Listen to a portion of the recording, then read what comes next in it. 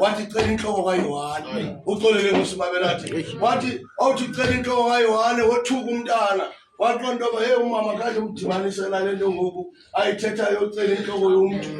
wathi ndithi kuwe cela inhloko kaYohane sefika kukumkani uthi kumkani dinobutyebi ndinento yonke ndingakunika mntanami yintoni lento imbika kangakanani uyifunayo ndingakunika yonke wathi tata uthe phambi kwaba bantu bakuxabisekileyo bahloniphekileyo mandicele ndifuna inhloko kaYohane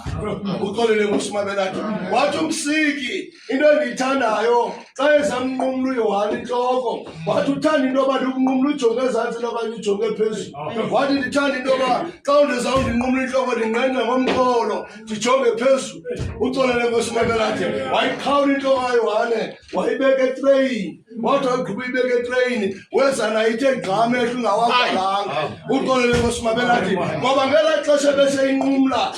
xesha beseyinqumla ebesemkile uYohane bese kusheka inyama kaYohane uYohane ongaphakathi yena ebesefudukile uxolele ngoSimabelathi uYohane ongaphakathi ebesemkile abakhona amaxesha njalo umjonga umuntu umbona inyama ucimba uselapha kanti akasephapha uxolele ngoSimabelathi abantu bomoya abazalwane bacalisa uStefana ngexesha babemkhiphisela ngamatye wathi ndibona amazulu evulekile babengalibali uStefana esasemhlabeni kanti uStefana ngelaa xesha athi ndibona amazulu evulekile wanyuka uStefane wabheka khona apho baphunyiswayo abadiniweyo uxolele ngoSimabelathi waya kwanokhaya ngababulala ukuba siyanqina siyasindwa silangazelele ukwambathiswa uxolele ngoSimabelathi hayi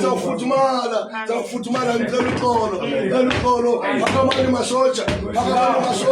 phakamani bantwana